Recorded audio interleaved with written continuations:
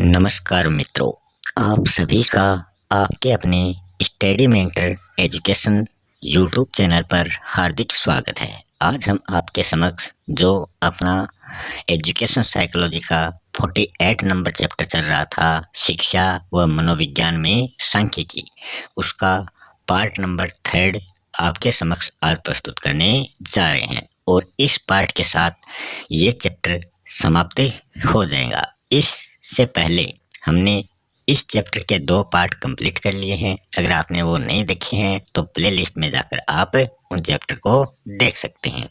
अगर आपको वीडियो अच्छा लगे तो वीडियो को लाइक करें, शेयर करें और अपने जो सुझाव हैं वो कमेंट बॉक्स में दें और चैनल को सब्सक्राइब करना ना भूलें। तो आज हम देखने वाले हैं विचलन के मापक। विचलन के मापकों का अर्थ क्या होता है, पहले हम ये जान लेते हैं।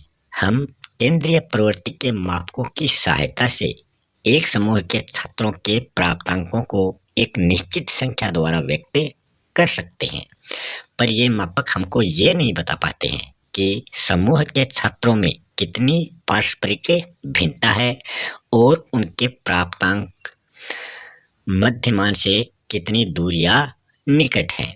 परिणामतः हम उन छात्रों की और विभिन्न समूह के छात्रों की पारस्परिक तुलना नहीं कर पाते हैं। इस कार्य के लिए हमें विचलन के मापकों का सहारा लेना पड़ता है। इन प्राप्तांकों को विभिन्न नामों से पुकारा जाता है। तो इन प्राप्तांकों के कौन कौन से नाम हैं? प्रसार, विसर्जन, परिवर्तनशीलता, भिन्नता या विचलन के मापक। तो ये इसके अन्य नाम हैं। विचलन का सामान्य अर्थ यह है कि एक समूह के प्राप्तांक उस समूह के औसत या मध्यमान से कितनी दूर हैं, अर्थात वे मध्यमान से कितने कम या अधिक हैं। हम विचलन और विचलन के मापकों का अर्थ पूर्ण रूप से स्पष्ट करने के लिए यहाँ 2 परिभाषाएं आपके सामने प्रस्तुत करने जा रहे हैं। सबसे पहली परिभाषा है क्रो एंड क्रो महोदय की। इन्होंने कहा है कि जिस सीमा तक प्राप्तांकों में औसत या केंद्रीय प्रवृत्ति की ओर केंद्रित होने की प्रवृत्ति होती है या जिस सीमा तक वे अपने को फैलाते हैं, उसको उनकी परिवर्तनशीलता या विचलन की संज्ञा दी जाती है। दूसरी परिभाषा है बोरिंग, लेगफेल्ड व वेल्ड महोदय द्वारा दी गई। इन्होंने कहा कि विचलन के मापक हमें ये बताते हैं कि आंकड़े अपने मध्यमान से कितनी दूर तक फैले हुए हैं। फिर हम देखने जा रहे हैं विचलन के जो मापक हैं वो कितने प्रकार के होते हैं। तो सांख्यिकी में मुख्य रूप से विचलन के 4 प्रकार के मापकों का प्रयोग हमें देखने को मिलता है। पहला है प्रसार क्षेत्र, जो दूसरा है चतुर्थांश विचलन। चतुर्थांश मतलब चतुर्थ का अंश, मतलब एक जो कोई भी कार्य है उसके 4 हिस्से कर लेते हैं और उनमें से जो एक हिस्सा होगा वो चतुर्थांश होगा। जैसे ये 4 हिस्से हो गए, 1, 2, 3, 4, तो इसका जो ये एक हिस्सा हो गया ये चतुर्थांश हिस्सा कहलाता है। औसत या मध्यमान विचलन, मानक या प्रमाणिक विचलन। अब हम बारी बारी से इन सभी प्रकारों का अध्ययन करेंगे। सबसे पहला है प्रसार क्षेत्र मतलब रेंज। पहले इसका अर्थ देख लेते हैं। प्रसार क्षेत्र उस अंतर को कहते हैं जो प्राप्तांकों की उच्चतम और निम्नतम सीमाओं में होता है, कि जो हाईएस्ट है और जो लोवेस्ट है उन सीमाओं में ये अंतर होता है। मान लीजिए कि विज्ञान के 10 छात्रों के प्राप्तांक इस प्रकार हैं जो यहाँ दिए गए हैं। तो ये 10 छात्रों ने विज्ञान विषय में अंक प्राप्त किए हैं। इनमें उच्चतम जो अंक किसी छात्र ने प्राप्त किए हैं वो है 90 और निम्नतम अंक जिस छात्र ने प्राप्त किए हैं वो है 40। अतः इनका जो विस्तार क्षेत्र होगा वो इन दोनों के बीच का डिफरेंस होगा, अंतर होगा। तो इसको क्या करेंगे, माइनस करेंगे। 90 में से 40 माइनस करेंगे तो इसका जो विस्तार क्षेत्र है वो 50 आ जाएगा। फिर हम इसका प्रयोग किस प्रकार करते हैं वो देख लेते हैं। प्रसार क्षेत्र जो है ये विचलन का सबसे सरल और सामान्य मापक माना जाता है। इसका प्रयोग साधारणतः तभी किया जाता है जब विचलन का शीघ्रता से केवल अनुमान लगाना होता है।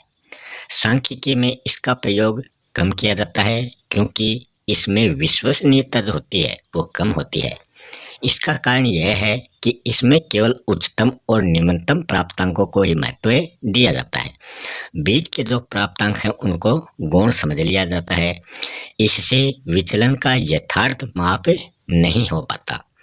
ऊपर के प्राप्तांकों में 90 और 60 में 30 का अंतर है, जबकि दूसरे प्राप्तांकों में अंतर कम है। केवल 90 के ही कारण विस्तार क्षेत्र 50 माना गया है। यदि इस प्राप्तांक को निकाल दिया जाए तो विस्तार क्षेत्र 60 से 40 अर्थात 20 रह जाएगा। तो ये भी इसमें अंतर करके बताया गया है। फिर इसका दूसरा जो प्रकार है वो है चतुर्थांश विचलन। चतुर्थांश विचलन क्या होता है, पहले इसका अर्थ देख लेते हैं। हम विचलन का माप करने के लिए प्राप्तांकों को नीचे से ऊपर की ओर 4 भागों में बराबर बराबर विभाजित कर लेते हैं। तो इसके 4 पार्ट कर लेते हैं नीचे से ऊपर की ओर, 1 2 3 4 ऐसे। उदाहरण के लिए यदि पदमाला में प्राप्तांकों की कुल संख्या जो है वो 100 है, तो हम उसके 4 भाग करेंगे तो वो 25-25 के 4 भाग हो जाएंगे, क्योंकि 25 25 50 और 25 75 और 25 100 इस प्रकार 4 भाग हो गए, 4 समूह हो गए। हम निम्नतम जो 25 प्राप्तांकों या 25% प्राप्तांकों को प्रथम चतुर्थांश और उसके ऊपर के दूसरे 25% प्राप्तांकों को द्वितीय चतुर्थांश कहते हैं। यही मध्यांक में भी होता है, फिर तृतीय चतुर्थांश हो जाता है और फिर इस प्रकार वो अगला 25% चतुर्थांश हो जाएगा। इसी प्रकार नीचे के 75% प्राप्तांकों को तृतीय चतुर्थांश कहते हैं। सार रूप में हम स्किनर महोदय के शब्दों के आधार पर कह सकते हैं कि चतुर्थांश वे 3 बिंदु हैं जो प्राप्तांकों के विवरण को, जो प्राप्तांक के वितरण हैं उनको 4 बराबर भागों में बांटा करते हैं। प्रथम और तृतीय चतुर्थांश के बीच में 50% प्राप्तांक आ जाते हैं कि हमने इसको 4 भागों में बांटा है, पहला, दूसरा, तीसरा, चौथा। तो इसमें पूछा है कि पहले और तीसरे चतुर्थांश के मध्य में, तो 25 का डिफरेंस यहाँ आ गया, 25 का यहाँ आ गया, तो 50% प्राप्तांक इनके बीच में आ जाते हैं। इस प्रकार के आधे को चतुर्थांश विचलन कहते हैं। दूसरे शब्दों में किस पदमाला में सबसे नीचे और सबसे ऊपर के 25% प्राप्तांकों को हटाने के बाद जो प्राप्तांक शेष रह जाते हैं उनके प्रसार की आधी दूरी को चतुर्थांश विचलन, अर्ध अंतर चतुर्थांश प्रसार कहा जाता है। ओडेल महोदय के शब्दों में चतुर्थांश विचलन या फिर अर्ध अंतर चतुर्थांश प्रसार प्रथम और तृतीय चतुर्थांशों के बीच की आधी दूरी होती है। केवल उच्चतम और निम्नतम प्राप्तांकों पर आधारित न होने के कारण विचलन मापक के रूप में चतुर्थांश विचलन को प्रसार क्षेत्र से अधिक विश्वसनीय माना जाता है। पर इसका मुख्य दोष यह है कि इससे हमें निम्नतम और उच्चतम चतुर्थांशों के विचलन के बारे में किसी प्रकार की जानकारी प्राप्त नहीं होती है। चतुर्थांश विचलन का जो सूत्र है वो हम देख लेते हैं। चतुर्थांश विचलन ज्ञात करने के लिए जो सूत्र काम में लिया जाता है वो है Q का अर्थ है चतुर्थांश विचलन बराबर Q3 मतलब तीसरा चतुर्थांश माइनस Q1 मतलब प्रथम चतुर्थांश बटा 2। तो यहाँ Q जो है वो चतुर्थांश विचलन है और Q3 जो है वो तृतीय चतुर्थांश है और Q1 जो है वो प्रथम चतुर्थांश है और उसको अंतर को 2 से डिवाइड कर देते हैं। प्रथम व तृतीय चतुर्थांशों के सूत्र क्या होते हैं? तो पहला और तीसरा चतुर्थांश हम ज्ञात करेंगे तो उसके लिए सूत्र है, तो ये तो पहला चतुर्थांश का सूत्र है L plus n/4 minus F/FQ गुणा CI। और तीसरा जो चतुर्थांश है उसका सूत्र हो जाएगा L plus 3n by 4 minus F बटा एफ क्यू इंटू सी आई। तो इसमें अगर पूरा पहला चतुर्थांश है तो 1n/4 हो जाएगा, तीसरा चतुर्थांश है तो 3n प्लस 3n/4 हो जाएगा। तो इस प्रकार ये हो जाते हैं। फिर आगे हम देखें कि यहाँ पर Q1 जो है वो प्रथम चतुर्थांश है और Q3 तृतीय चतुर्थांश है। n/4 जो है ये कुल आवृत्तियों का 25% है और 3n/4 जो है ये कुल आवृत्तियों का 75% है। क्यों? क्योंकि 3 इंटू एन कितना माना था? 25 चतुर्थांश था, नीचे अपॉन 4। तो ये जो था ये 75%, 25 गुणा 3 के हिसाब से ये 75% आ गया है। और ये चौथे का 75 मतलब ये तीसरा चतुर्थांश हो गया। एल उस वर्गांतर की वास्तविक निम्नतम सीमा है जिसमें Q1 या फिर Q3 आते हैं। एफ क्यू चतुर्थांश वाले वर्गांतर की आवृत्तियां मानी जाती हैं और एफ जो है ये चतुर्थांश वर्ग वाले वर्गांतर के नीचे की संचयी आवृत्तियां मानी जाती हैं। सी आई जो क्लास इंटरवल है वो वर्ग विस्तार है। फिर उदाहरण के रूप में हम चतुर्थांश विचलन को देख लेते हैं। ये सारणी दी गई है वर्गांतर आवृत्तियां और फिर संचयी आवृत्तियां। तो यहाँ हम देखेंगे कि ये 10 से शुरू होते हैं और 59 तक ये होते हैं और सभी में जो आवृत्तियां हैं वो आगे दे रखी हैं। तो यहाँ हम देखें दो, ये नीचे से शुरू होता है, 2 के तो 2 हो गए संचयी में, फिर 2 और 8 जुड़कर 10 हो गए संचयी में, फिर 10 और 6 जुड़कर 16 हो गए। तो इस प्रकार ये इधर वाले से ऊपर वाले से जुड़ते जाते हैं और आगे तक ये संख्या ऐसे बढ़ती जाती है। 49 में 1 किया लास्ट में तो 50 आ गए। तो यहाँ का टोटल भी 50 होना चाहिए और यहाँ की उच्चतम सीमा भी 50 होनी चाहिए। अगर दोनों एक जैसे हैं तो आपका सही है। तो यहाँ हम देखें Q3 ये तीसरा चतुर्थांश है और Q1 ये पहला चतुर्थांश है, क्योंकि 25 ये हो गए, 25 ये हो गए, इस 25 ये हो गए और बीच में 25 हो गए, 25 ये हो गए, 25 ऊपर हो गए। तो Q1 के नीचे 25, बीच में 25 और ऊपर 25, सॉरी बीच में 50 हो गए। Q1 और Q3 के बीच में 50% आता है। प्रथम चतुर्थांश का सूत्र प्रयोग करते हुए हम इसको हल करेंगे। तो यहाँ L equal to 19.5 n/4 equal to 12.5 F10 FQ6 और CI 5। तो ये हमने इस तालिका के आधार पर ले लिए। Q1 कौन सा है, Q3 कौन सा है और जो F था वो कौन सा है, FQ क्या है और CI क्लास इंटरवल वर्ग अंतराल सभी में 5-5 का है और L जो है वो 19.5 है। 19.5 कहाँ से आया? क्योंकि ये 19 है और ये 20 है। तो इन दोनों को समान करने के लिए इसमें 0.5 बढ़ाना पड़ेगा, इसमें 0.5 कम करना पड़ेगा, तो ये 19.5 आता है।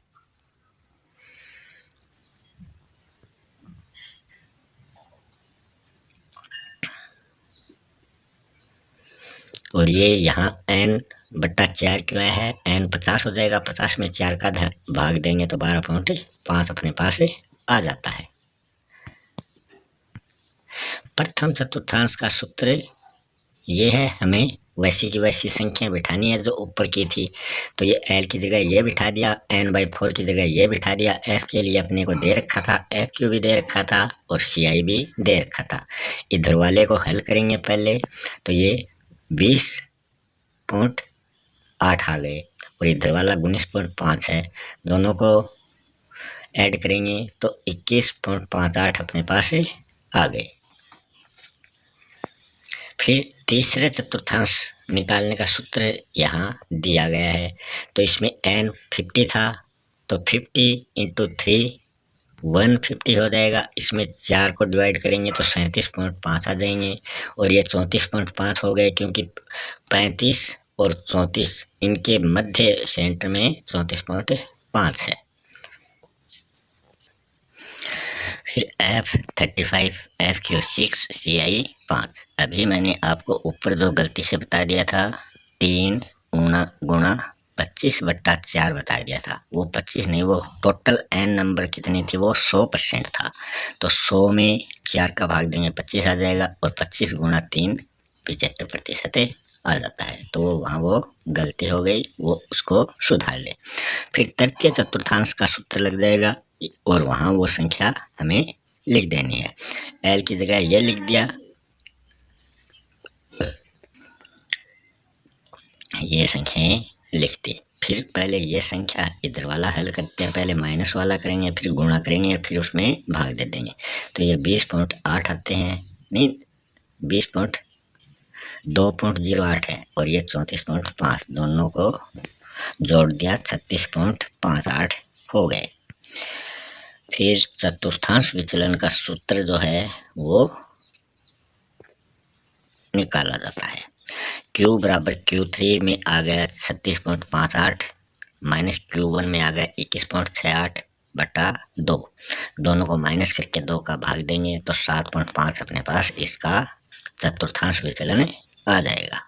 फिर है मध्यमान विचलन। पहले इसका अर्थ देख लेते हैं। मध्यमान विचलन को औसत विचलन भी कहा जाता है। इसका अर्थ स्पष्ट करते हुए डेरिड महोदय ने लिखा कि औसत विचलन या मध्यमान विचलन किसी पदमाला में सब विभिन्न प्राप्तांकों का उनके मध्यमान से विचलनों का औसत होता है। मध्यमान विचलन निकालने की विधि। एक समूह में अनेक प्राप्तांक होते हैं। ये प्राप्तांक उस समूह के औसत प्राप्तांक या फिर मध्यमान से भिन्न भिन्न मात्रा में कम या अधिक होते हैं। मध्यमान विचलन हमें ये बताता है कि इन प्राप्तांकों का मध्यमान से विचलन, फैलाव या औसत दूरी कितनी होती है। अतः यदि हम सब प्राप्तांकों से विचलनों को उनके कम या अधिक मतलब माइनस या प्लस होने पर ध्यान दिए बिना जोड़कर समूह के प्राप्तांकों की कुछ जो संख्या है उससे भाग दे दें तो हमें औसत या मध्यमान विचलन मालूम हो जाएगा। यहाँ स्मरण रखने वाली बात यह है कि ऋणात्मक और धनात्मक के प्रति किसी प्रकार का ध्यान नहीं दिया जाता है। यदि यही मध्यमान विचलन का सबसे प्रधान दोष माना जाता है, इसलिए सांख्यिकी में इसका प्रयोग बहुत ही कम किया जाता है। मध्यमान विचलन 2 प्रकार के आंकड़ों द्वारा निकाला जाता है, अवर्गीकृत आंकड़े और वर्गीकृत आंकड़े। अवर्गीकृत आंकड़ों का मध्यमान विचलन निकालने की विधि हम पहले देख लेते हैं। इसका जो सूत्र है वो AD या फिर MD बराबर सिग्मा D/N, और ये जो चिन्ह है इसका मतलब है ना तो धनात्मक ना ऋणात्मक। अभी बताएं, इसमें धनात्मक चिन्हों और ऋणात्मक चिन्हों की ओर ध्यान नहीं दिया जाता।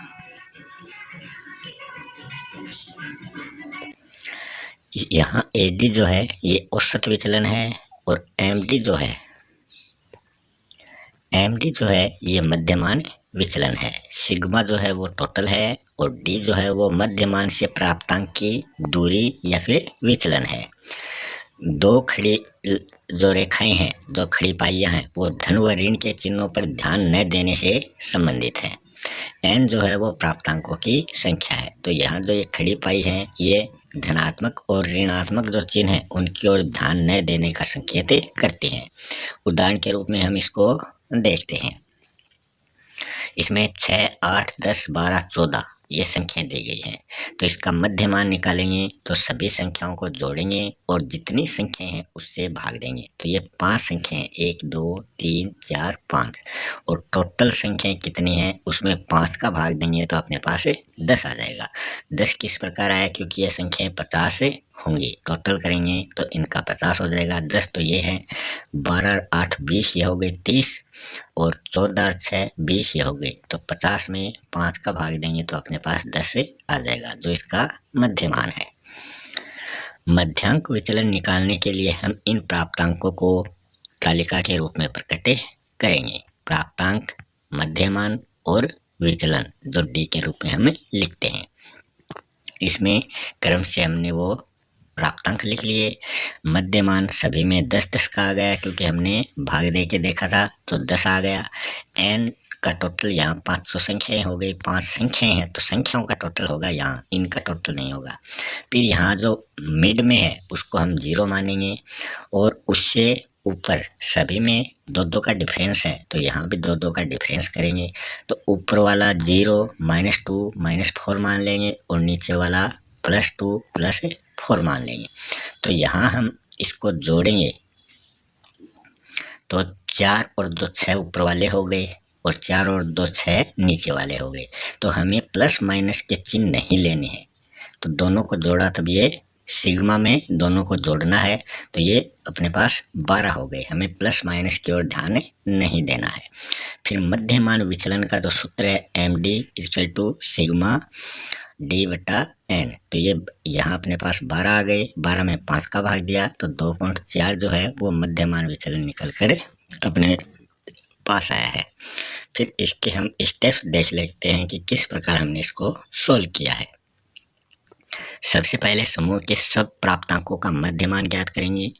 प्राप्तांकों का मध्यमान से विचलन मतलब इसका D निकालेंगे। कुल विचलनों का योग हम ज्ञात करेंगे, कितने विचलन हैं। विचलनों के योग के प्राप्तांकों की संख्या n से भाग देकर मध्यमान विचलन MD ज्ञात करेंगे। ये तो हो गया अवर्गीकृत आंकड़ों से। फिर वर्गीकृत आंकड़ों का मध्यमान विचलन निकालने की विधि क्या है। इसका सूत्र है वर्गीकृत आंकड़ा, इसका सूत्र हो जाएगा AD और MD = सिग्मा FD/N। यहाँ अकेला D था ऊपर वाले में अवर्गीकृत में, और वर्गीकृत में FD आ जाएगा और ये वैसा का वैसा है। FD इसमें क्या होता है, आवर्ती और विचलन का गुणनफल हो जाएगा। और तो ऊपर अवर्गीकृत विधि वाले ही सभी दे रखे हैं, तो इसके लिए हमें एक तालिका दी गई है। इस तालिका के आधार पर हमें बनाना है। वर्गांतर दे रखे हैं, 10 से 14 लास्ट है, 55 से 59 और इधर आवर्तियाँ दे रखी हैं। इनको हम पहले वर्गीकृत प्राप्तांकों का मध्यमान विचलन निकालना पड़ेगा। तो हम वर्गांतर CI मिड पॉइंट, इन सभी का मिड पॉइंट में क्या होगा, इन दोनों में जितने का डिफरेंस है वो आ जाएगा। तो 55, 56, 57, 58, 59, तो ये एक से एक कैंसिल हो गया, इधर से इधर ये कैंसिल हो गया, तो ये बीच वाली संख्या लिखनी है। तो ये 55 है, ये 56 है, तो ये 57 है, तो 57 मिड पॉइंट लिख सकते हैं। या आप ऐसे कर लो, पहली संख्या और अंतिम संख्या दोनों को जोड़ दो और उसको 2 से डिवाइड कर दो। 50 और 54 को जोड़ेंगे 104 हुए, 104 को 2 से भाग दिया, 2 पंजे 10 और 2 दूनी 4, तो ये 52 हो गए। तो इस प्रकार आप लिख सकते हो। फिर विचलन मतलब D ज्ञात करेंगे, तो D ज्ञात करने के लिए आपको इसमें इस आधार पर यहाँ विचलन मतलब D आपको ज्ञात कर लेना है। तो आपको कोई भी संख्या यहाँ मान लेनी है, जैसे ये नीचे वाली हमने मान ली, तो इन सभी को हमने माइनस में लिख दिया, ऊपर वाली को प्लस में। फिर हमें सभी को जोड़ना है, प्लस माइनस की ओर हमें कोई ध्यान नहीं देना है। फिर आगे है F, फ्रीक्वेंसी दे रखी है, तो इसमें F और D मतलब विचलन और आवृत्ति को गुणा करके अगली सारणी में हमें लिखना है। तो इनको गुणा करेंगे तो ये अपने पास आगे आ गई। फिर इनको जोड़ा तो ये टोटल हो गए, और फिर इन सभी को जोड़ा, माइनस प्लस की ओर ध्यान न देकर इनको जोड़ा, तो अपने पास ये 425.6 अपने पास आ गए। तो सिग्मा FD ये हो गया। फिर हम फॉर्मूले की सहायता से इसको सोल्व करेंगे, संख्याएं रख देंगे। तो यहाँ MD हमें मध्यमान विचलन ज्ञात करना है, सिग्मा FD अपने पास 425.6 आ गया, और N का टोटल 50 था, इसमें भाग देंगे तो अपने पास 85.12 आंसर आ चुका है। यही इसका राइट आंसर है। फिर इसके सोपान देख लेते हैं किस प्रकार हमने ये किया है। सबसे पहले समूह के प्राप्तांकों का मध्यमान हमें निकालना है। यहाँ मध्यमान 29.6 है। फिर हमें क्या करना है, प्रत्येक वर्गांतर का मध्य बिंदु ज्ञात करना है। उसके बाद में प्रत्येक मध्य बिंदु का हमें विचलन ज्ञात करना है। उसके बाद में प्रत्येक विचलन और उससे संबंधित आवर्ती का गुणनफल हमें निकालना है। फिर गुणनफलों का योग सिग्मा एफ डी ज्ञात करना है। फिर उक्त योग को आवर्तियों के योग से भाग देकर मध्यमान विचलन ज्ञात किया जाता है। फिर है मानक विचलन। इसका अर्थ होता है मध्यमान विचलन का जो मुख्य दोष है वो यह है कि इसमें विचलनों के ऋणात्मक चिन्हों का ऋणात्मक चिन्हों को धनात्मक चिन्ह मानकर जोड़ दिया जाता है। यह दोष मानक विचलन द्वारा दूर किया जाता है। इसमें सब विचलनों का वर्ग कर लिया जाता है जिससे कि ऋण चिन्हों का लोप हो जाता है। वर्ग किए हुए विचलनों को जोड़कर उनका औसत निकाल लिया जाता है और इस औसत का वर्गमूल ज्ञात कर लिया जाता है। इस प्रकार प्राप्त होने वाला औसत विचलन प्रमाणिक होता है, इसलिए इसको प्रमाणिक या मानक विचलन कहा जाता है। रेशमैन के अनुसार इसकी परिभाषा दी गई है। इन्होंने कहा कि मानक विचलन को औसत विचलन का वर्गमूल भी कहा जाता है। यह वितरण के औसत से सब विचलनों के वर्गों के वर्गमूल का औसत होता है। तो इसमें जो ऋणात्मक चिन्ह उनकी ओर ध्यान नहीं दिया जाता। और ऊपर भी आपने देखा था, इसमें क्या होगा, इसमें वर्ग हो जाएगा सभी का, मतलब सभी स्क्वायर में हो जाएंगे और ऊपर वाले सीधे जोड़े गए थे। ये भी दो प्रकार के आंकड़ों से निकाला जाता है, अवर्गीकृत और वर्गीकृत। पहले हम अवर्गीकृत आंकड़ों से मानक विचलन निकालने की विधि देखेंगे, फिर वर्गीकृत आंकड़ों से। तो इसके लिए जो सूत्र होगा, अवर्गीकृत आंकड़ों से मानक विचलन निकालेंगे तो मानक विचलन होता है SD। इसको निकालेंगे तो √D² और इससे पहले सिग्मा हो जाएगा। सिग्मा मतलब सभी का जोड़। तो यहाँ SD तो होता है मानक विचलन, अंडर आ जाएगा। अंडर के अंदर सिग्मा होता है योग सभी का और D² होता है विचलनों का वर्ग। वर्ग मतलब उस संख्या को स्क्वायर करना। जैसे 2 है तो इस 2 का स्क्वायर करेंगे तो ये अपने पास 4 आ जाएगा। n जो है नीचे, ये है प्राप्तांकों की संख्या। फिर उदाहरण के रूप में हम इसको समझते हैं। यहाँ आपके समक्ष 5 संख्याएं प्रस्तुत की गई हैं। इन संख्याओं को जोड़कर 5 का भाग दिया जाता है तो अपने पास इसका मध्यमान 23 आ जाएगा।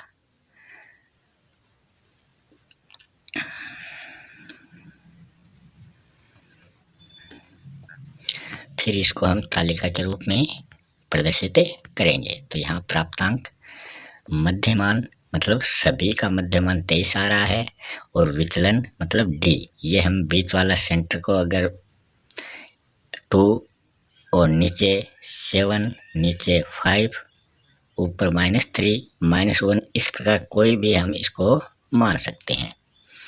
तो 1, 3, 2, 7, 5 के रूप में हमने इनको विचलन के रूप में लिख दिया है। अब विचलन का वर्ग करेंगे तो -1 है तो इसका स्क्वायर करेंगे तो ये माइनस जो है तो माइनस स्क्वायर के रूप में होने पर वो माइनस हट जाएगा और वो प्लस हो जाएगा। तो 1 का स्क्वायर हमेशा 1 रहता है।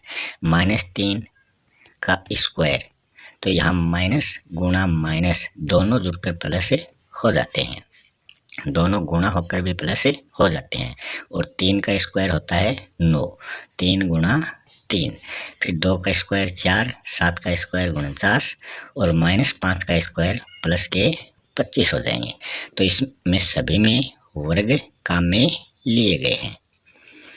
फिर हम आगे देखें।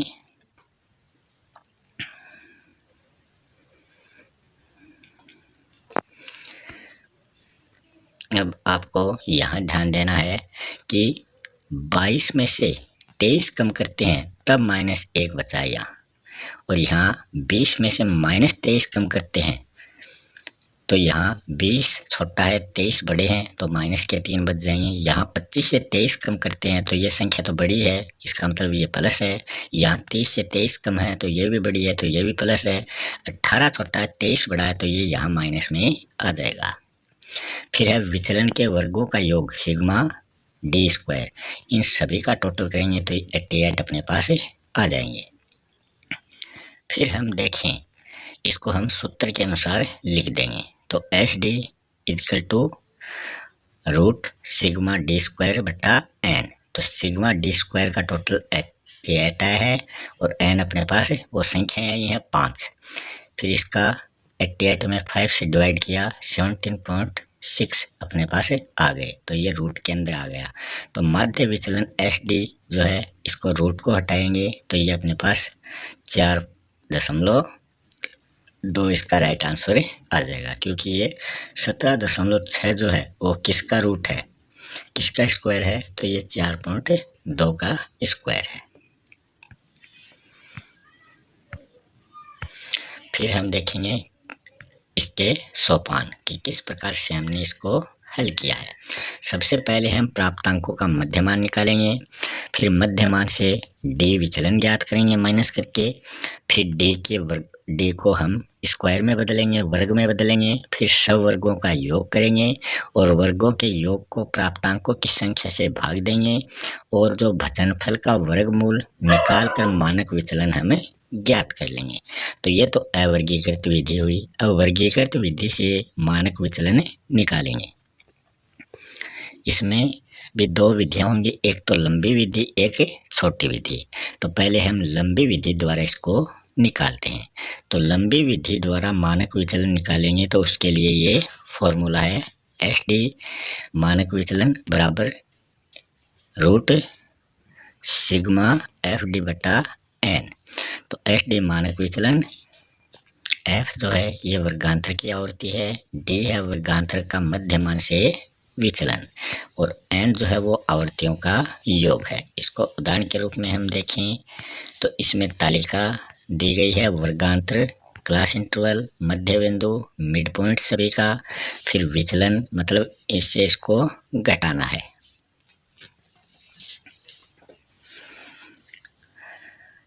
और फिर विचलन का वर्ग निकालना है।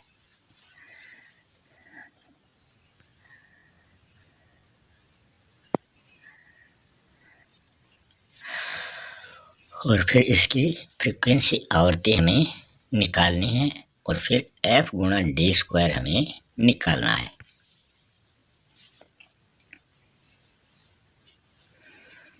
इस आधार पर हम इसको निकालेंगे।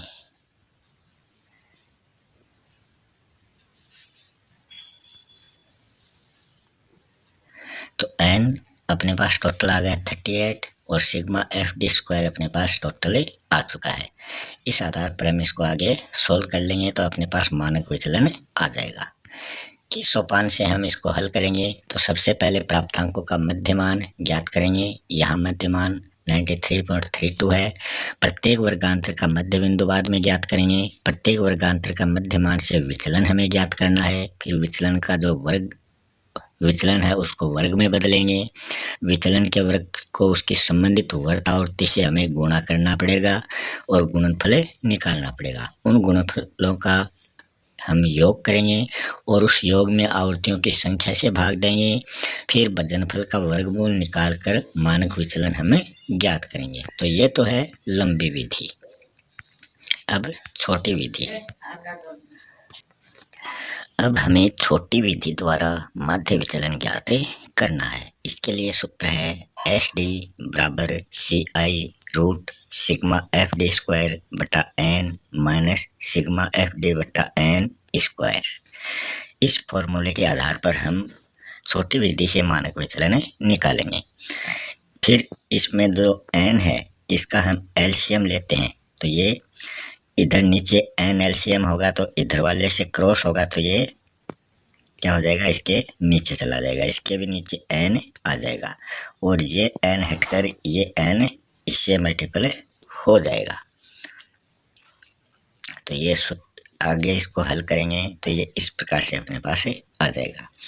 एस डी इसमें मानक विचलन होगा, एन आवर्तियों का योग होगा, सी आई वर्गांतराल होगा, सिग्मा होगा सभी का योग, और एफ वर्गांतर की आवर्ती होगी, और डी जो है वो वर्गांतर का मध्यमान से विचलन होगा। फिर इस तालिका में हम इसको और देख लेते हैं। इसमें वर्गांतर सी आई, आवर्ती एफ, विचलन डी, फिर आवर्ती और विचलन का गुणनफल, और फिर इनका स्क्वायर दे रखा है। तो यहाँ हम देखेंगे कि ये 70 से 74 स्टार्ट हो रहा है और 130 से 134 अंतिम है। फिर इसकी आवर्ती देखेंगे, ये इधर आवर्ती दी गई है। फिर इसका मानक विचलन हम देखेंगे। अगर 11 को मानक विचलन माने तो इसे हमें 0 मानना पड़ेगा, और इससे ऊपर वाली संख्या को प्लस में लिखना पड़ेगा। 1 2 3 4 5 6 7 8 9, नीचे वाली सभी संख्याओं को माइनस में लिखना पड़ेगा। फिर आगे जो है इनका गुणनफल हो जाएगा विचलन और आवर्ती का। फिर इसका आवर्ती और विचलन का गुणनफल होकर इसका स्क्वायर हो जाएगा। 9 का स्क्वायर होता है 81, 0 का स्क्वायर 0, 7 का स्क्वायर 49, 12 का स्क्वायर 144 होता है, 10 का स्क्वायर 100 होता है, मगर ये यहाँ पर स्क्वायर नहीं है। ये 12 छक्कों 72, 10 पंजों 50, ये इनका गुणनफल दे रखा है। 8 चौक 32, 9 तीन 27, 6 दूनी 12, 4 एकम 4, 0 का 0, 3 एकम 3, 8 दूनी 16 और 6 तिये 18। तो ये क्या है, इनका गुणनफल सामने दे रखा है। 9 का 9 से गुणा किया 81, 8 को 0 से गुणा किया 0, 7 को 7 से गुणा किया 49। तो ये गुणनफल है, ना कि स्क्वायर। स्क्वायर के रूप में ये अपने पास आगे आ जाएंगे। फिर इसका टोटल हो जाएगा एन, तो अपने पास 38 हो गए। सिग्मा एफ डी अपने पास 48 हो गए, और सिग्मा एफ डी स्क्वायर अपने पास ये आगे आ गए 364।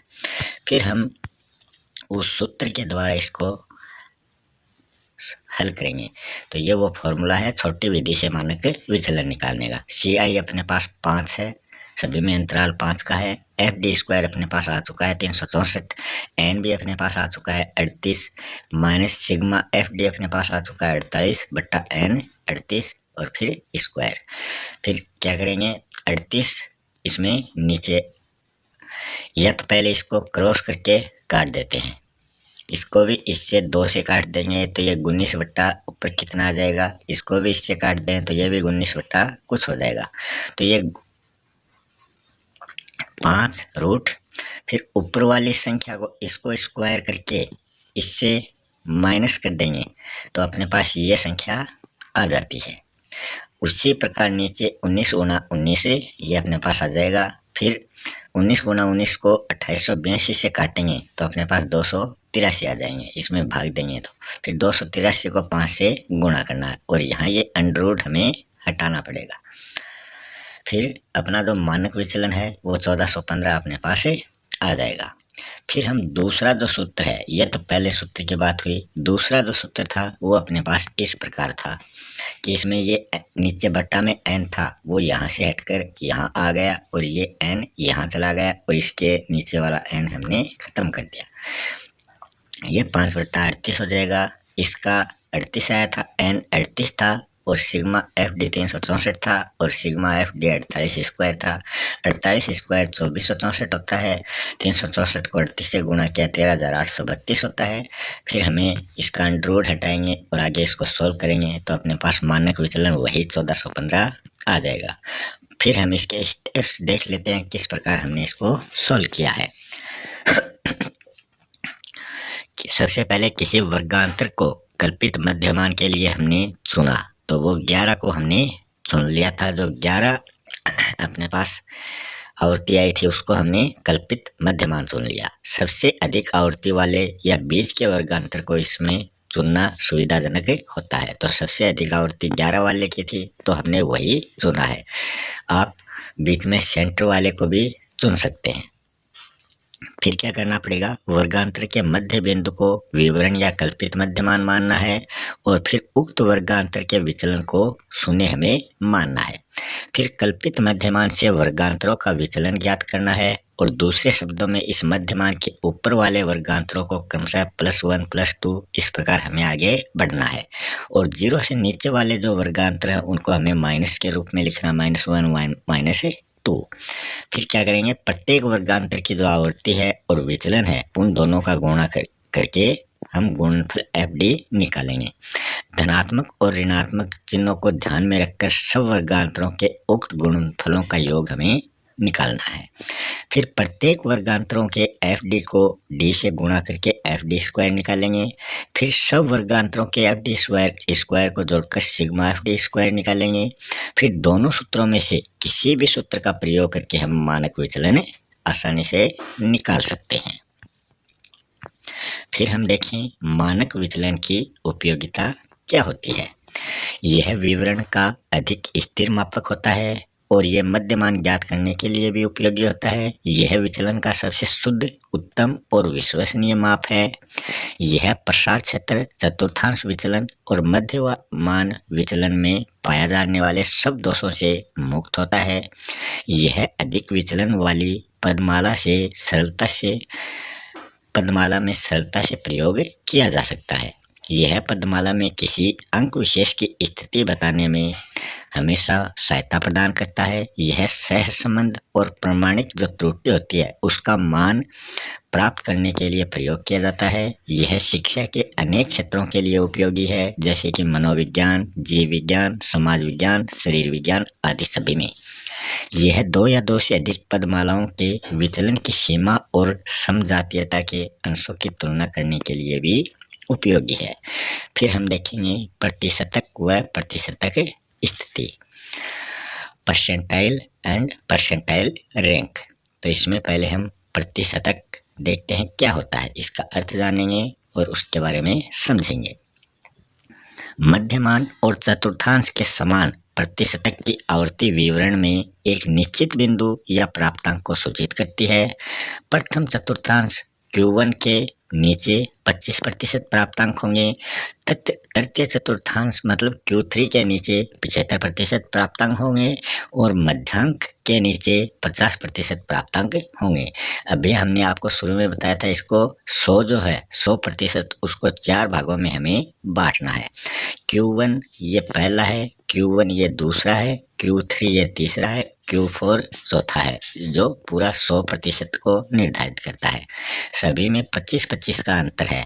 तो पहला चतुर्थांश 25% होगा, इससे नीचे 25% होंगे। दूसरा जो चतुर्थांश है वो 50% का होगा, मतलब इसके नीचे 50% होंगे।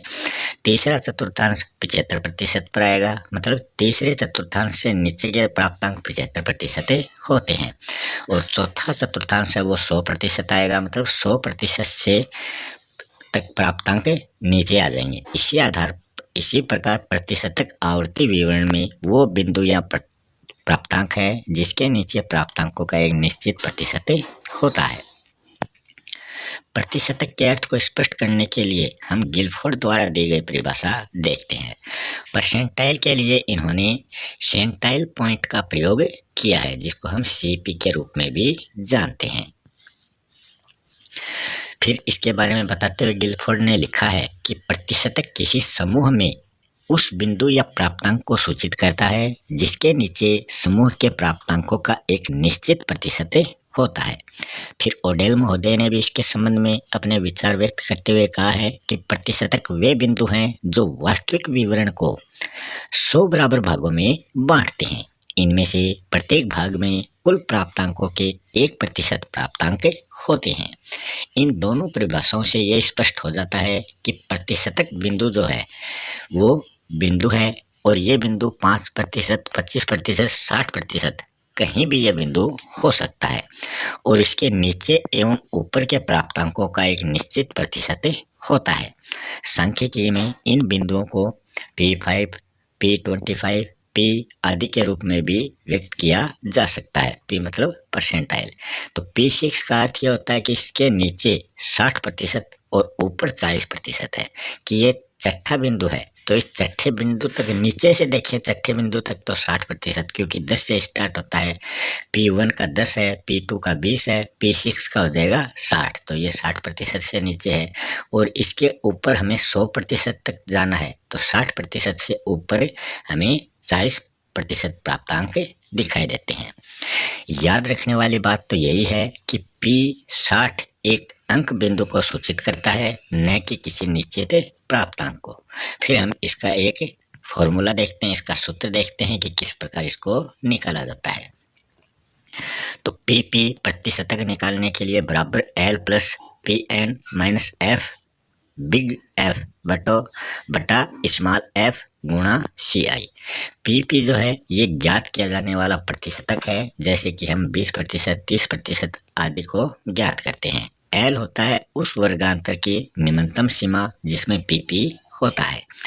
PN होता है कुल प्राप्तांकों या कुल आवर्तियों का प्रतिशत जो PP को ज्ञात करने के लिए आवश्यक है। और बड़ा F जो है वो किसको प्रदर्शित करता है? PP वाले वर्गांतर के नीचे के सब वर्गांतरों की आवर्तियों के योग को। और छोटा f जो है ये PP वाले वर्गांतर की आवर्तियों को प्रदर्शित करता है। CI वही क्लास इंटरवल मतलब वर्ग विस्तार को ज्ञात करेगा। अब हम इस तालिका से इस उदाहरण को और आसानी से समझ सकते हैं। यहाँ P7, P1, P9 और P98 ज्ञात करना है।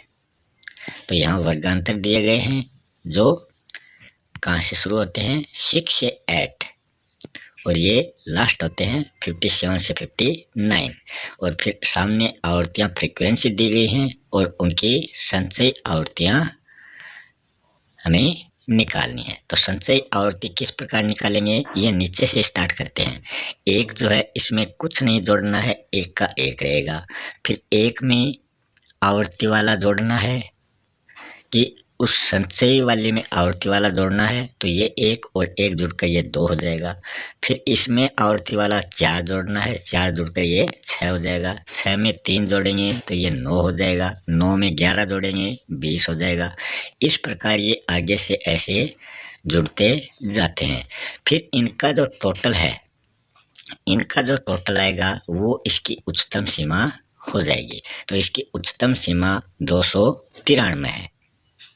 तो इनका टोटल भी जो है वो 293 हो जाएगा। तो 293 प्राप्तांकों का 7% जो होगा वो कितना होगा? तो इसमें हो जाएगा 7/100 गुणा 293, तो ये 20.5 आ जाएगा।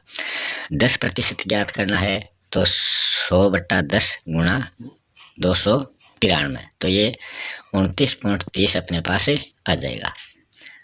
फिर 293 का 90% ज्ञात करना है, 90/100 गुणा 293, तो ये 263.70 हो जाएगा। 293 का 93% ज्ञात करना है तो 93/100 गुणा 293, तो ये 242.49 अपने पास आ जाएगा।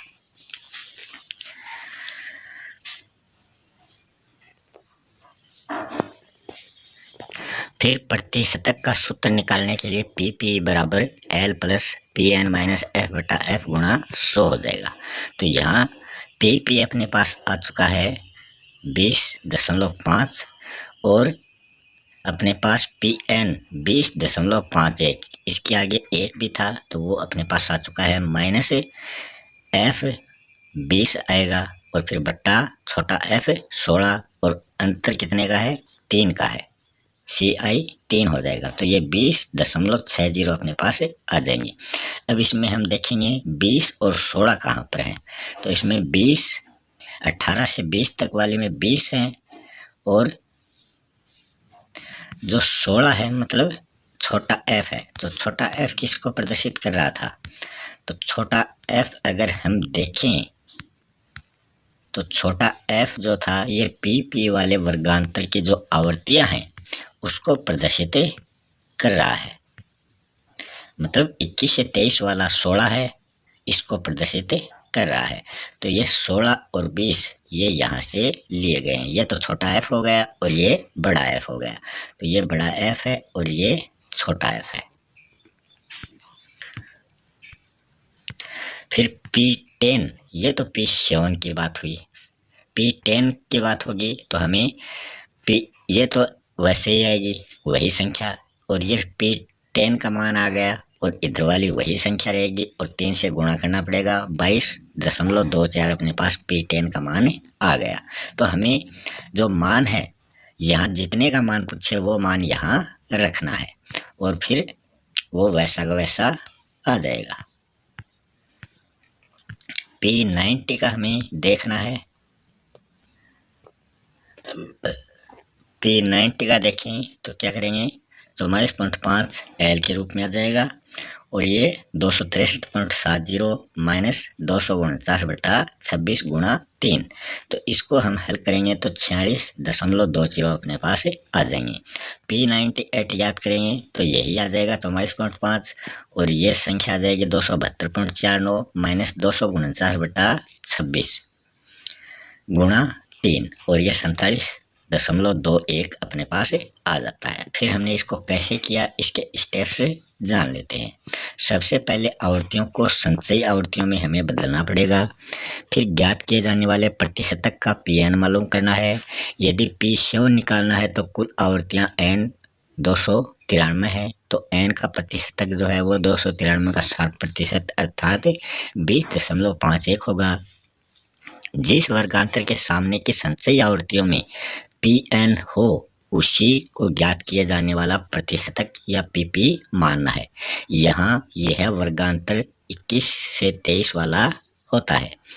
Pp वाले वर्गांतर की वास्तविक निम्नतम सीमा जो L है वो ज्ञात करनी है। यहाँ यह सीमा 20.5 है। उक्त वर्गांतरों के नीचे के सब वर्गांतरों की आवर्तियों का योग ज्ञात करना है। यहाँ ये योग अर्थात संचयी आवर्तियां जो हैं ये 20 हैं। Pp वाले वर्गांतर की आवर्तियां ज्ञात करना है। यहाँ ये आवर्तियां 16 हैं। फिर वर्ग विस्तार Ci ज्ञात करना है और यहाँ ये सभी वर्ग अंतराल 3-3 का है। फिर हम देखें प्रतिशतक स्थिति। तो प्रतिशतक स्थिति क्या होती है, पहले इसका अर्थ देखते हैं। प्रतिशतक और प्रतिशतक स्थिति ज्ञात करने की विधियां जो हैं ये एक दूसरे से बिल्कुल विपरीत होती हैं। प्रतिशतक में हम ये मालूम करते हैं कि किसी विशेष प्रतिशतक के लिए प्राप्तांक क्या होते हैं। इसके विपरीत प्रतिशतक स्थिति में हम ये मालूम करते हैं कि किसी विशेष छात्र की अपने प्राप्तांकों के अनुसार अपने समूह में क्या स्थिति है। गेरेट महोदय ने इसके संबंध में कहा है कि प्रतिशतक स्थिति 100 व्यक्तियों में से किसी व्यक्ति की उस स्थिति को व्यक्त करती है जिसका वह अपने प्राप्तांकों के कारण अधिकारी होता है। फिर इसका जो सूत्र है वो यहाँ दिया गया है। प्रत्येक कक्षा में विभिन्न योग्यताओं के छात्र होते हैं। 50 छात्रों की किसी एक कक्षा में एक छात्र का हिंदी में 5वां है तो गणित में 10वां स्थान हो सकता है। इन सब छात्रों में उसकी वास्तविक स्थिति किस प्रकार ज्ञात करेंगे, उसके लिए ये सूत्र है। PR प्रतिशतक स्थिति बराबर 100 माइनस 100R माइनस 50/n। तो यहाँ PR जो है ये प्रतिशतक स्थिति है। R जो है इधर वाला ये 100R, तो R जो है वो प्राप्तांकों के अनुसार उसका स्थान है। N जो है ये कक्षा के छात्रों की कुल संख्या है। फिर उदाहरण के रूप में हम इसको और आसानी से समझेंगे। यहाँ 50 छात्रों की कक्षा में प्राप्तांकों के अनुसार एक छात्र का हिंदी और गणित में, हिंदी में 5वां है, गणित में 10वां स्थान है। तो उस छात्र की प्रतिशतक की स्थिति हमें ज्ञात करनी है। तो यहाँ PR जो है वो 100 माइनस 100R माइनस 50/n ये वो सूत्र था। अब हमें यहाँ ये संख्या रखनी है। PR बराबर 100 माइनस, तो ऐसा कैसा हो जाएगा, 100 भी ऐसा कैसा हो जाएगा। R अपने पास जो है वो 5 आया है क्योंकि 5वां स्थान है, माइनस 50/50। तो यहाँ 100 को 500 से गुणा करेंगे तो 500 हो जाएगा।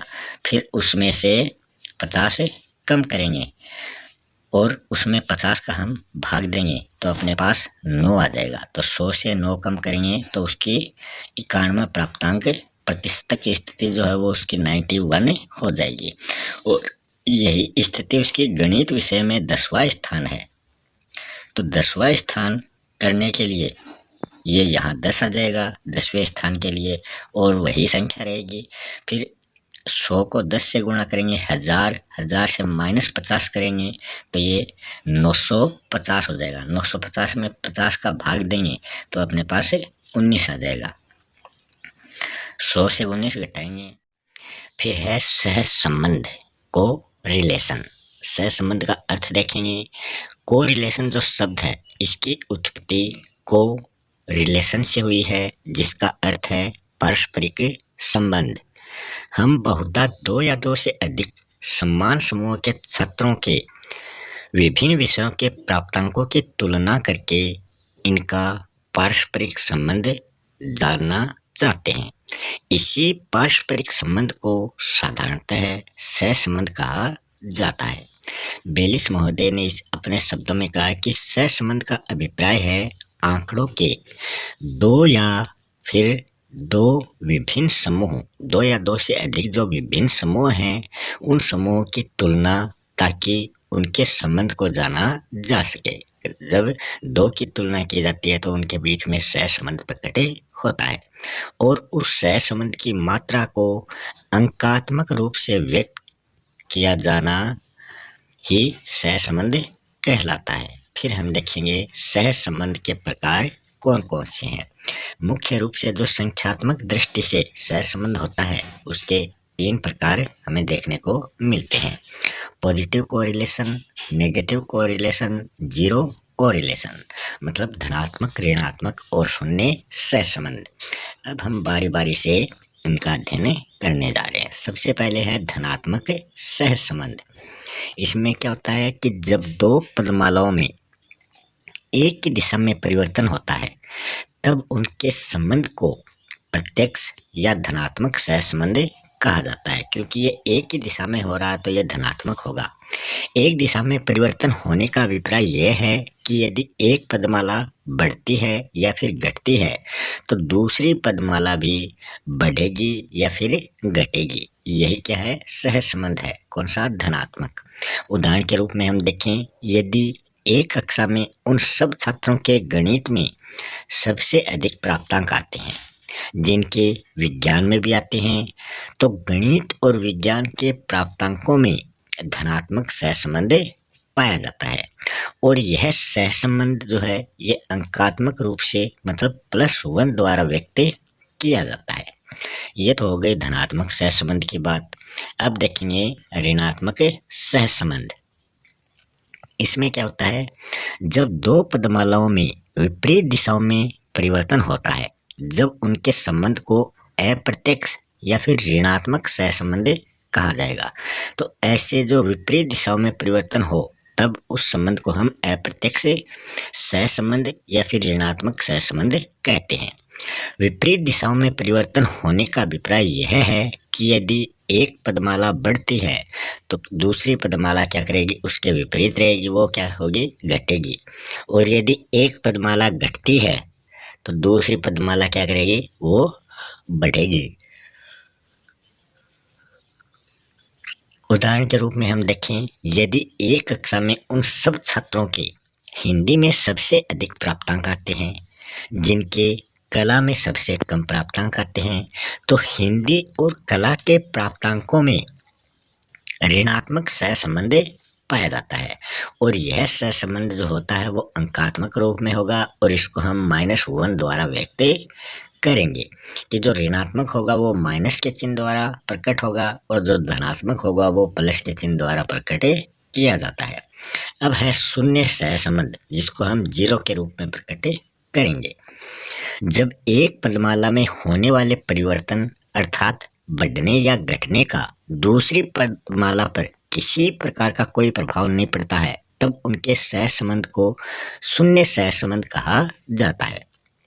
उदाहरण के रूप में देखें कि यदि एक कक्षा में कुछ छात्रों के प्राप्तांक हिंदी में बढ़ते या घटते हैं पर कला में उतने ही रहते हैं तो हिंदी और कला के प्राप्तांकों में शून्य सहसंबंध हो जाता है कि हिंदी में तो उनके अंक बढ़ते घटते हैं मगर कला में उतने ही रहते हैं, तो वो शून्य सहसंबंध होता है। और यह सहसंबंध जो है वो अंकात्मक रूप में जीरो के द्वारा व्यक्त किया जाता है और जीरो के साथ न तो प्लस लगता है और न माइनस का चिन्ह लगता है। फिर आगे हम देखें सहसंबंध का जो गुणक है वो क्या होता है। हम दो या दो से अधिक पदमालाओं का तुलनात्मक अध्ययन करके ये ज्ञात कर सकते हैं कि उनमें सहसंबंध है या फिर नहीं है, और यदि सहसंबंध है तो वो किस प्रकार का है, वो धनात्मक है या फिर ऋणात्मक है, और फिर वो कितना है। इसको व्यक्त करने के लिए सहसंबंध गुणक का प्रयोग किया जाता है, जो सदैव एक अंक होता है। गिलफोर्ड महोदय ने इसके संबंध में कहा है कि सहसंबंध गुणक एक अंक होता है जो हमें ये बताता है कि दो वस्तुओं का किस सीमा तक सहसंबंध और एक से एक में होने वाले परिवर्तन के कारण दूसरी में किस सीमा तक परिवर्तन होता है, वही सहसंबंध का गुणक है। अब देखेंगे सहसंबंध की मात्रा। सहसंबंध जो गुणक है वो सदैव +1 और -1 के बीच में रहता है। यदि गुणक +1 है तो पदमालाओं में धनात्मक सहसंबंध होगा, और यदि गुणक -1 है तो पदमालाओं में ऋणात्मक सहसंबंध होगा, और यदि गुणक 0 है, 0 है, तो किसी प्रकार का पदमालाओं में किसी प्रकार का संबंध नहीं होता है। सहसंबंध की मात्रा को निम्नलिखित प्रकार से स्पष्ट किया जा सकता है। सहसंबंध की मात्रा यहाँ ग्राफ में दे रखी है, फिर पॉजिटिव धनात्मक दे रखी है, फिर ऋणात्मक दे रखी है। पूर्ण मतलब परफेक्ट जो है धनात्मक में +1, ऋणात्मक में -1। अधिक जो हाई है धनात्मक में +75 वह +1 के बीच में होता है, और ऋणात्मक में -75 व -1 के बीच में होता है। और जो साधारण सहसंबंध की मात्रा है वो +25 व +75 के बीच में होती है, और ऋणात्मक में ये दोनों माइनस में हो जाएंगी, इनके बीच में होती है। और सहसंबंध की मात्रा अगर कम होती है, लो होती है, तो वो 0 व +25 के बीच में होती है, और ऋणात्मक में वो 0 व -25 के बीच में होती है। और जो सहसंबंध की मात्रा 0 होगी तो वो धनात्मक भी 0 और ऋणात्मक भी 0 होगा। अब हम देखें सहसंबंध ज्ञात करने की विधियां कौन कौन सी हैं। दो या दो से अधिक पदमालाओं का सहसंबंध ज्ञात करने की अनेक विधियों में से निम्नलिखित सबसे अधिक महत्वपूर्ण मानी जाती हैं। एक तो गुणन घात विधि, प्रोडक्ट मोमेंट मेथड, और दूसरी है स्थित अंतर विधि, रैंक डिफरेंस मेथड। अब हम बारी बारी से इनका अध्ययन करेंगे। गुणन घात विधि क्या होती है, इसका क्या इम्पोर्टेंस है। गुणन घात विधि का प्रतिपादन जो है वो 19वीं सदी में कार्ल पियर्सन महोदय द्वारा किया गया था।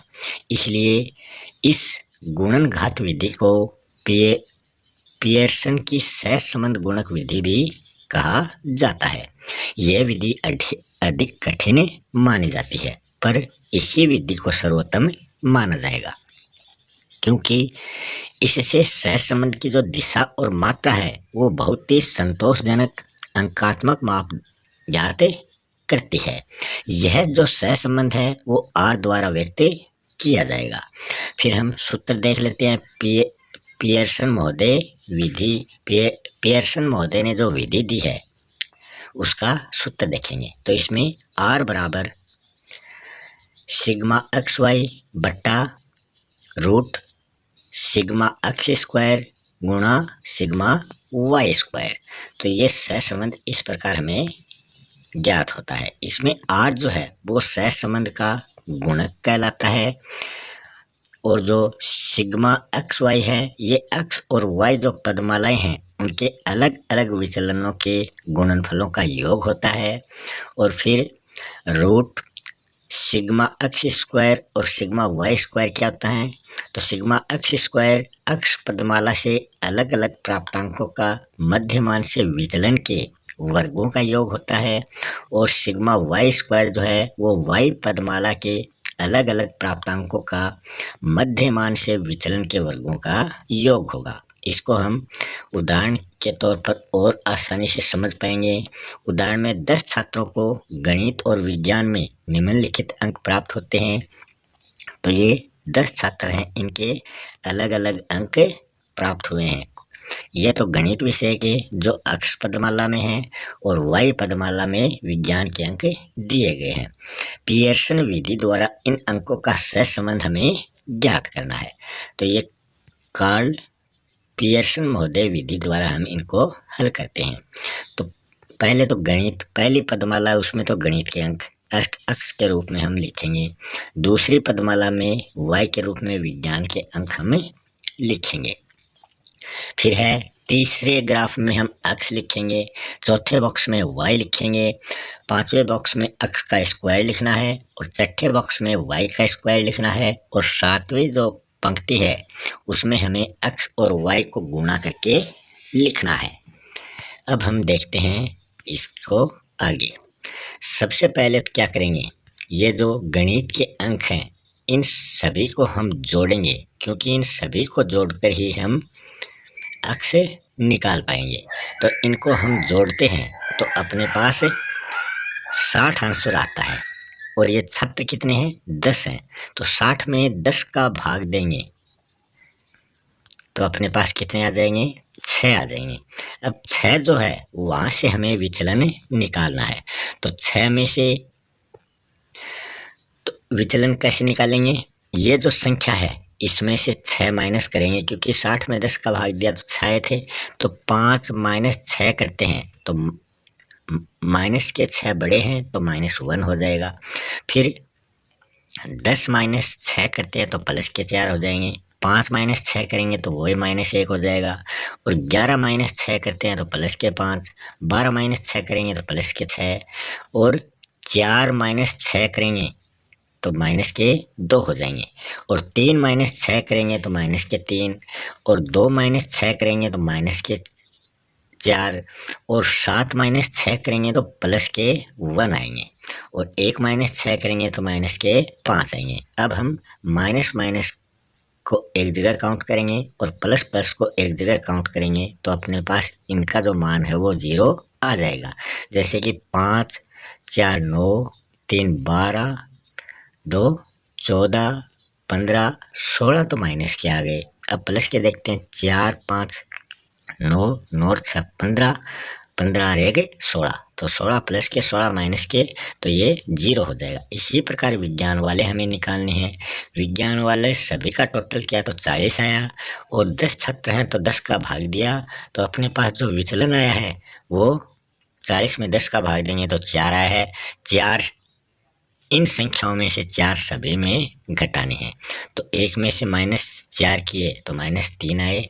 इस प्रकार से ये किया जाता है और इसमें भी माइनस प्लस वाले अलग अलग जोड़े जाते हैं, फिर प्लस वालों से माइनस वाले घटाए जाएंगे तो यहाँ भी 0 आ जाएगा। फिर अगले बॉक्स में अक्स स्क्वायर दे रखा है तो यहाँ ये जो संख्याएं हैं इन सभी का स्क्वायर करेंगे तो -1 का स्क्वायर 1 ही होता है, 4 का स्क्वायर 16, -1 का स्क्वायर 1, क्योंकि -1 गुणा -1 तो माइनस माइनस गुणा होकर प्लस हो जाएगा और 1 गुणा 1 हमेशा 1 ही रहता है तो ये प्लस में हो जाएगा। 5 का स्क्वायर 25, 6 का स्क्वायर 36, 2 का स्क्वायर 4, 3 का 9, 4 का 16, 1 का 1, 5 का 25। फिर क्या करेंगे, इसका भी हमें सिग्मा टोटल निकालना है तो ये 134 इनका टोटल आ जाएगा। तो ये सिग्मा अक्ष स्क्वायर अपने पास आ गया। इसी प्रकार y वाली पदमाला से हम इनको निकालेंगे तो y की पदमाला ये है, सभी का स्क्वायर करना है, 0 का स्क्वायर करेंगे तो 0 ही आता है। फिर इनका भी टोटल करेंगे तो ये सिग्मा y स्क्वायर अपने पास आ जाएगा, ये आ गया 52। और तीसरे में क्या करना है, x और y का गुणा करना है, x और y को गुणा करना है। तो यहाँ ये x है ये y है, दोनों गुणा करेंगे तो -1 -3 तो 3 एकम 3 माइनस माइनस गुणा होकर प्लस हो जाएगा तो ये 3 हो जाएगा। 4 को 2 से गुणा किया 8, 1 को 2 से गुणा किया 2, 5 को 4 से किया 20, 6 को 1 से किया 6, 3 को 2 से किया तो प्लस के 6 और -3 को 9 से किया तो एक प्लस में आ गया, एक माइनस में आ गया, नहीं सॉरी ये एक 0 को -3 से किया तो 0 आ गया, -4 को +2 से किया तो 4 दूनी 8 बड़ी संख्या, माइनस किया तो माइनस के 8 हो जाएंगे। +1 को +1 से किया 1, -5 को -2 से गुणा किया तो प्लस के 10। तो यहाँ माइनस जो है 4 दूनी 8, तो इसमें प्लस और माइनस इन दोनों को हल करेंगे तो माइनस अपने पास से आता है। प्लस प्लस होता है तो प्लस आएगा और माइनस माइनस होता है तो प्लस आएगा। दोनों अलग अलग चिन्ह होने की दिशा में माइनस का चिन्ह ही आता है। फिर इसका भी टोटल करेंगे तो ये सिग्मा एक्स वाई 48 आ गया। अब हम फॉर्मूले के अनुसार इनको उतार देंगे। तो फॉर्मूला ये हमने पहले ही देख लिया था, ये इसका फॉर्मूला है। इस फॉर्मूले में जो भी संख्या है वो रख देंगे। तो यहाँ अपने पास 48 आया था, यहाँ अपने पास 134 आया था, यहाँ अपने पास 52 आया है। फिर इसको सोल्व करेंगे तो अपने पास प्लस 58 जो है वो सहसंबंध गुणक आ जाएगा। गणित और विज्ञान के अंकों में सहसंबंध जो है वो प्लस 58 का हो जाएगा। इन दोनों विषयों में साधारण प्रकार का सहसंबंध पाया जाता है। फिर हमने ये जो उदाहरण हल किया है, ये इसमें कौन कौन से स्टेप्स काम में लिए हैं वो देख लेते हैं। सबसे पहला जो स्तंभ है उसमें प्राप्तांकों को जोड़कर n अर्थात छात्रों की संख्या 10 से भाग देकर मध्यमान ज्ञात करना है। जैसे हमने किया था 60 में 10 का भाग देकर, तो 6 आया था और 6 को सभी संख्याओं से घटाया था। दूसरे स्तंभ में प्राप्तांकों का मध्यमान ज्ञात करना, उसी फिर स्तंभ 1 के मध्यमान से विचलन अक्ष ज्ञात करके 4 वाले स्तंभ में लिखना। फिर स्तंभ 2 के मध्यमान के विचलन y ज्ञात करके स्तंभ 4 में लिखना। स्तंभ 3 और 4 अलग अलग विचलनों x और y का वर्ग करके x स्क्वायर और y स्क्वायर स्तंभ 5 और 6 में लिखना। फिर स्तंभ तीसरे और चौथे में अलग अलग विचलनों x और y का गुणनफल x y ज्ञात करके स्तंभ 7 में लिखना है। स्तंभ 5 और 6 का योग करके सिग्मा x स्क्वायर और सिग्मा y स्क्वायर ज्ञात करना है। स्तंभ 7 का योग करके सिग्मा एक्स वाई ज्ञात करना है और सूत्र का प्रयोग करके सहसंबंध गुणक R हमें ज्ञात करना है। फिर है स्थिति अंतर विधि, मतलब रैंक डिफरेंस मेथड। इसका क्या महत्व है? सहसंबंध की विधि का प्रयोग करने वाला पहला व्यक्ति कार्ल पियर्सन था, पर उसने जिस विधि का अन्वेषण किया या खोज की यह बहुत जटिल थी और प्रत्येक परिस्थिति में सरलता से प्रयोग नहीं की जा सकती थी। अतः चार्ल्स स्पीयरमैन ने एक नई और सरल विधि का प्रतिपादन किया। इसे स्पीयरमैन की स्थिति अंतर विधि या स्थिति क्रम विधि भी कहा जाता है। इस विधि द्वारा सहसंबंध गुणक को काफी सरलता से ज्ञात किया जाता है। यह सहसंबंध P या फिर RHO द्वारा व्यक्त किया जाएगा। तो स्थिति अंतर विधि जो है ये स्पीयरमैन द्वारा प्रतिपादित की गई है। इसका जो फॉर्मूला है वो है P या फिर RHO बराबर 1 माइनस 6 सिग्मा D स्क्वायर बट्टा N bracket N square minus 1। तो ये इसका फॉर्मूला है।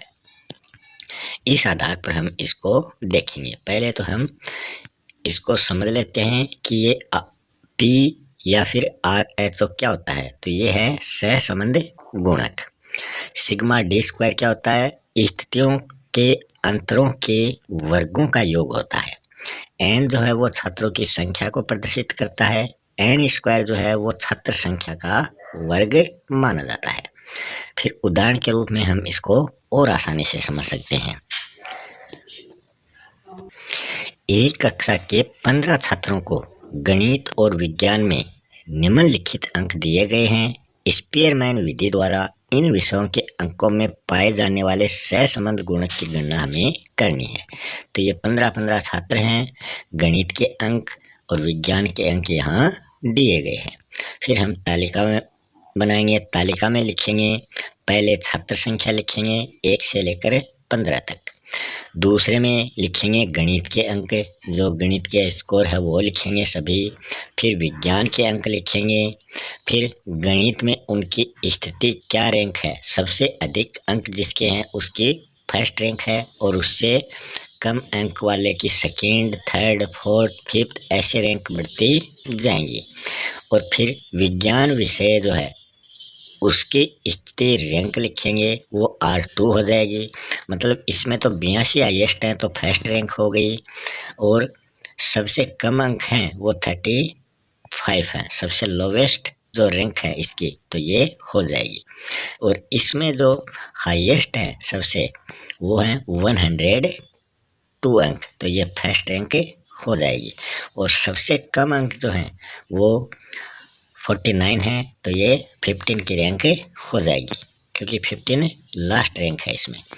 फिर आगे वाले स्तंभ कॉलम में क्या है, इनकी स्थितियों में अंतर बताया गया, डिफरेंस बताया गया, R1 और R2। ये R1 है, R2, इन दोनों के बीच में अंतर कितना है माइनस करना है। तो इसमें 3 का है, इसमें 2 का है, इसमें 4 का है, इस प्रकार इसमें अंतर निकालेंगे। सभी में अंतर निकालने के बाद में अंतरों का वर्ग करना है कि ये जो अंतर है इसका स्क्वायर करना है। 3 का स्क्वायर 9, 2 का स्क्वायर 4, 4 का स्क्वायर 16 और फिर 0.5, तो ये 0.5 है, इसका स्क्वायर हो जाएगा 0.25 और 2.5 का स्क्वायर हो जाएगा 6.25, 4.5 का स्क्वायर हो जाएगा 20.25, 2 का स्क्वायर 4, 3 का स्क्वायर 9 और 4 का स्क्वायर 16, 8 का 64 और 1.5 का 2.25। फिर इसमें टोटल जोड़ना है। यहाँ तो नंबर ऑफ स्टूडेंट हो गए, 15 स्टूडेंट हो गए। यहाँ सिग्मा डी स्क्वायर मतलब इन सभी का टोटल जो है वो 171.00 आ गया। अब हम उस फॉर्मूले की सहायता पर इसको सोल्व करेंगे। तो जो फॉर्मूला था वो ये था, तो यहाँ 1 हो गया माइनस 6 सिग्मा डी स्क्वायर, तो सिग्मा डी स्क्वायर कितना आ गया था, वो 171 था। 6 से इसको गुणा करना है, नीचे n था 15, n स्क्वायर 15 स्क्वायर हो गया माइनस 1, तो 15 स्क्वायर जो होता है वो 225 होता है, 15 का स्क्वायर। इसमें से -1 करेंगे तो ये 224 आ जाएगा, तो 224 आ गया और ये संख्या ऐसी की ऐसी आ गई।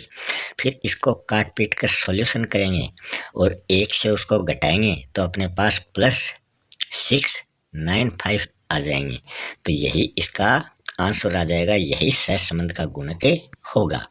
तो गणित और विज्ञान के अंकों में जो सहसंबंध है वो आ गया +69। आगे ये 69.5 है, तो ये 69 इनका संबंध आ गया। इन दोनों विषयों में साधारण प्रकार का सहसंबंध होता है। फिर हम इनको कैसे सोल्व किया, इसके सोपान हम देख लेते हैं। तो सबसे पहला जो स्तंभ है उसमें छात्रों की संख्या क्रम से हमने लिख दी 1 से 15 तक। दूसरे स्तंभ में छात्रों के पहले विषय मतलब गणित के अंक लिख दिए। तीसरे स्तंभ कॉलम में हमने दूसरे विषय मतलब विज्ञान के अंक लिख दिए। फिर चौथे कॉलम में छात्रों को पहला जो गणित विषय है उसमें अंकों के आधार पर उनकी रैंक को लिख दिया। इस स्थिति को हमने R1 के रूप में प्रकट किया है। पांचवें स्तंभ में हमने दूसरा जो विषय विज्ञान है उसकी रैंक निर्धारित की है और उनको हमने R2 के रूप में व्यक्त किया है। फिर अगले कॉलम में फिर क्या किया है, सबसे अधिक अंक पाने वाले छात्र को सबसे उच्च और सबसे कम अंक प्राप्त करने वाले छात्र को सबसे निम्न स्थिति या स्थान प्रदान किया है। इस प्रकार सब छात्रों को 1, 2, 3, 4, 5 ऐसे क्रम में स्थिति प्रदान करनी है दोनों सब्जेक्ट में। यदि दो छात्रों के प्राप्तांक एक जैसे हैं, हमने देखा था 35-35 दो छात्रों के एक जैसे अंक थे, तो उनकी स्थितियों का औसत निकालकर दोनों को समान स्थिति प्रदान करनी है। उदाहरण के रूप में 7वें और 15वें छात्र के गणित के अंक क्या थे, बराबर थे, क्योंकि दोनों के अंक 41 थे, एक तो 7वें के और एक 15वें के। इसमें से एक की स्थिति 12 तो दूसरे की स्थिति 13 है। हम यह नहीं जानते कि इनमें से कौन सा छात्र अधिक योग्य है, अतः हमने 12 और 13 का जो एवरेज है वो निकाला, तो दोनों का जो एवरेज है वो 12.5 की स्थिति प्रदान हो गई। दोनों के सेंटर की स्थिति हमें लिखनी है। इस प्रकार 5वें और 6ठे छात्र को भी समान अंक होने के कारण 5 की स्थिति प्रदान की गई है।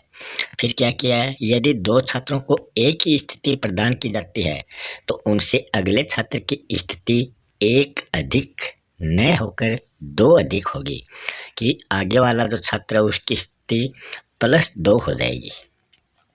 उदाहरण के रूप में 7वें छात्र की स्थिति 12.5 थी, तो जो 8वां छात्र है उसमें +2 हो जाएगा, अतः उससे अगले छात्र की स्थिति 13.5 न होकर 14.5 हो जाएगी, क्योंकि +2 हमें ऐड करना था। यदि 7वें छात्र की स्थिति 8, 9 या 10 होती है तो उसमें अगले छात्र की स्थिति 10, 11 व 12 हो जाएगी।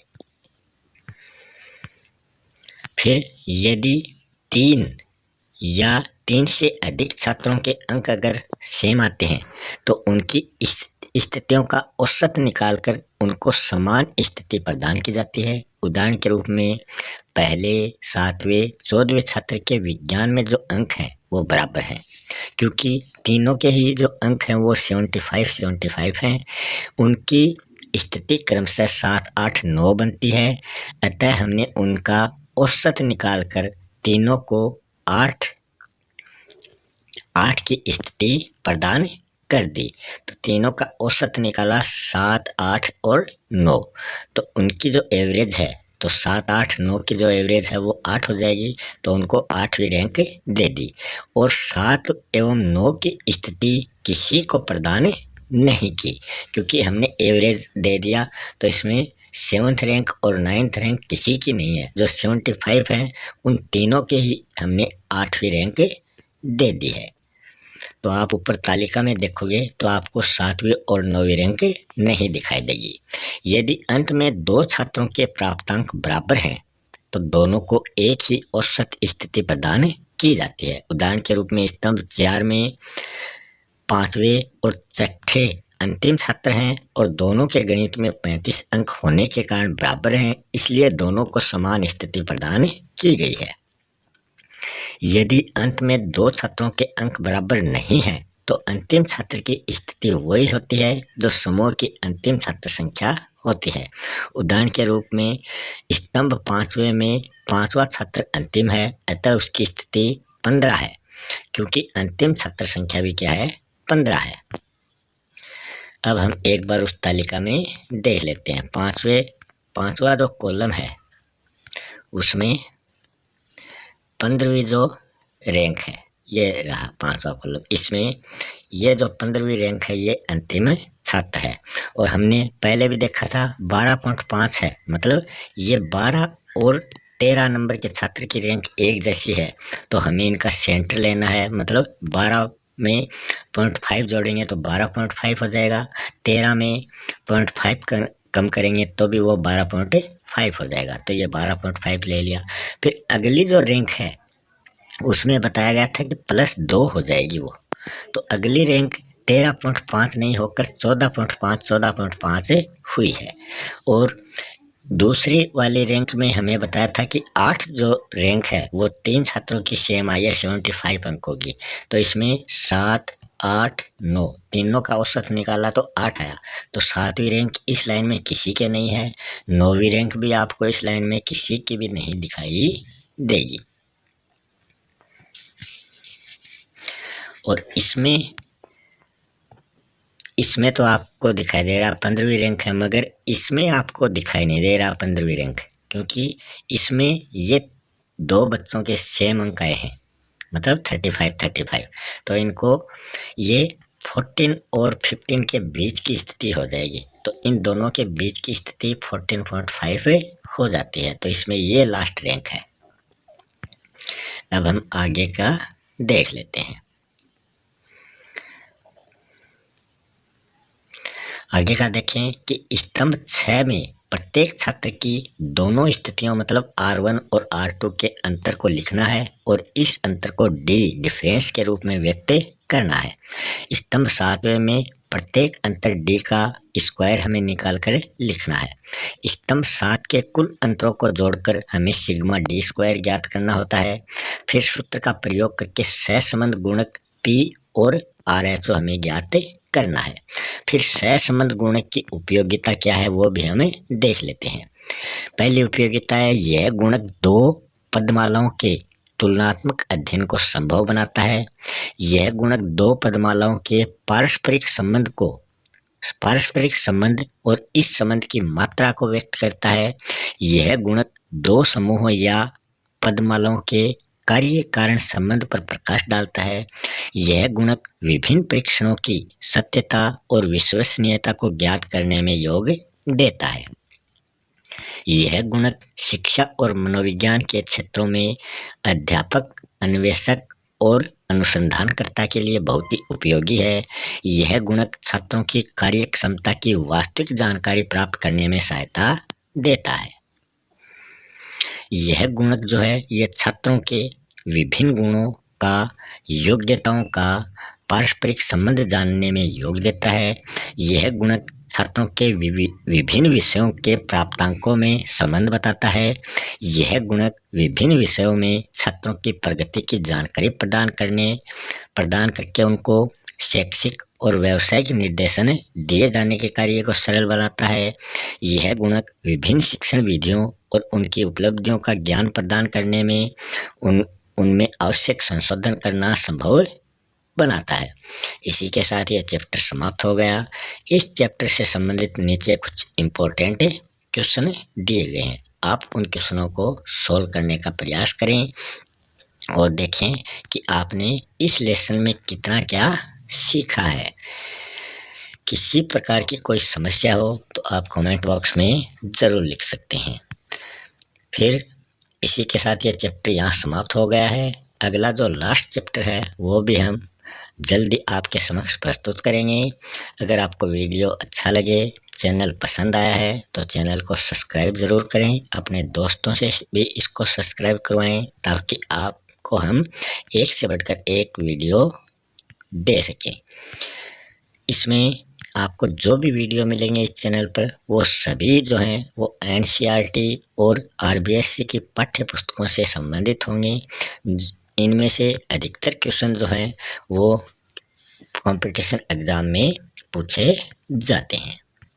तो मिलते हैं नेक्स्ट वीडियो में एक नए टॉपिक के साथ। तब तक के लिए आप हमें आज्ञा दें।